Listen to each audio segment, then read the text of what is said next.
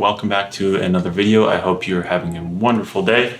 Today I'm going to talk about storyboarding, and I'm going to talk through my process using the iPad. We're going to go through some examples, and we're also going to look at some professional storyboards and see what they do in order to help kind of convey that image, that sequence that's up in the brain to people they're working on set with, to clients, and just kind of get a visual representation of what you're planning to create.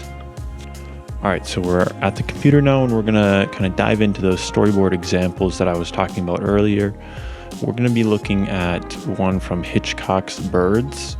He has some really well-drawn storyboards, and it's actually lined up against stills from the film. So you can kind of see how these storyboards go from being a drawn element then into a actual still, actual frame in the film.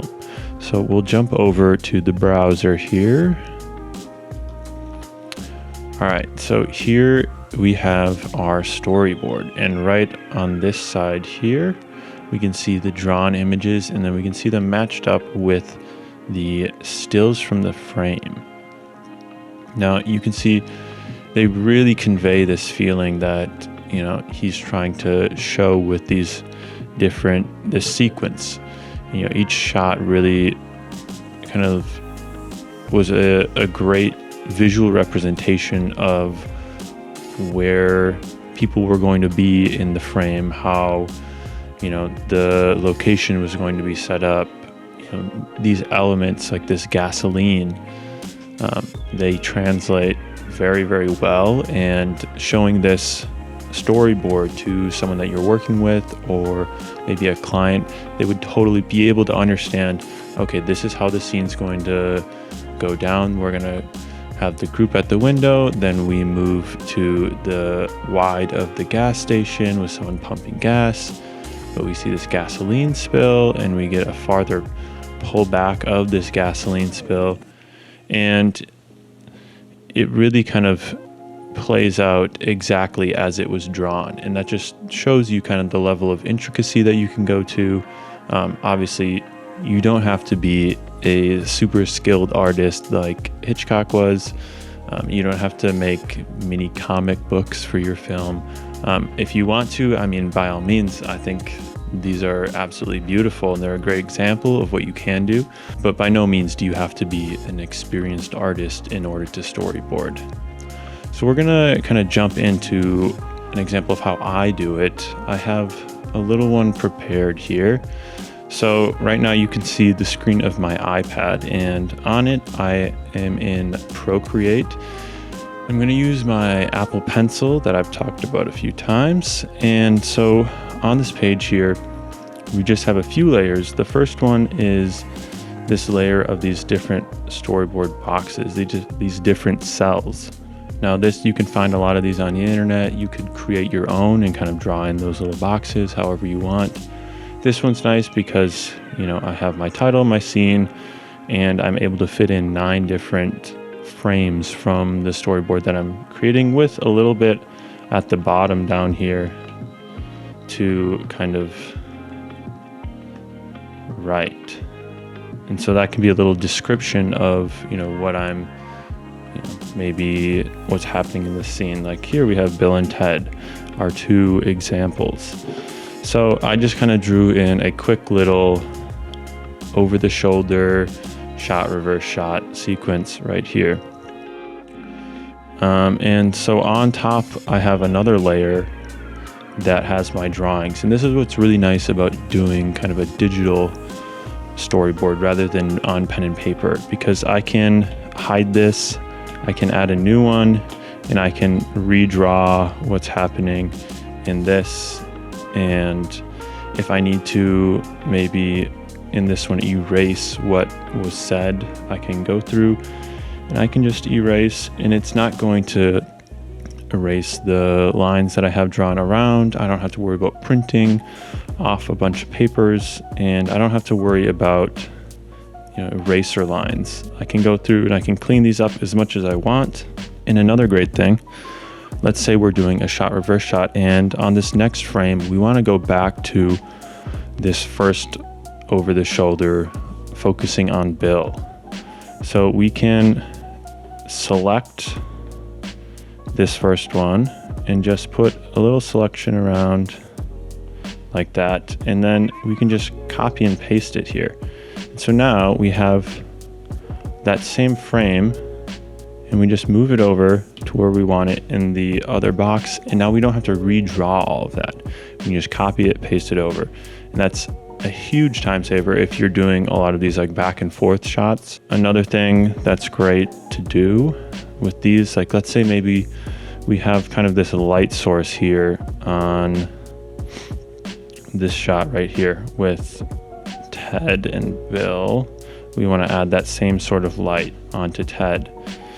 So maybe we'll go in here and then we'll add in some hash marks here to kind of just show what that light is doing to his face. And this can just be like a little extra guide to maybe your lighting department. And it's just a good visual representation of what you plan on shooting.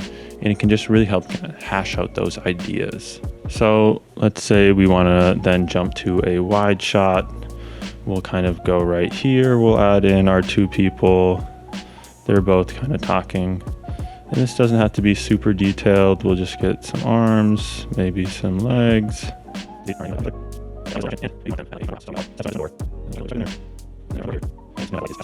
Maybe we want the light casting on the back side of them. So we're gonna have this big shadow here from this house. And we can kind of hash mark that in to show that this area is in shadow.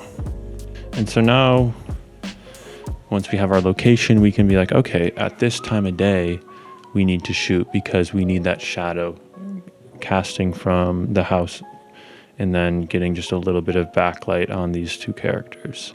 So that's kind of the quick and dirty of how I use these storyboards to kind of tell the story before you get on set. You know, you can send these back and forth with different people you're working with, and you know, it's a great way to kind of collaborate a little bit more and show what you're thinking in your head, and they can show what they're thinking in their head, and you can kind of work together. If you're working with other people, if you're just working on your own, it's a great way to kind of hash out the ideas that you have and make sure that, you know, maybe you need to make sure you're following the 180 line. All right, so let's say we want to color kind of our images to give us a little bit better idea of how it's going to look with the shadow. Maybe we really want to render these out. You know, it's a lot easier to kind of add these shadow touches on a program like this rather than on, you know, pen and paper. You can kind of quickly get those shadow areas filled in, those areas of interest.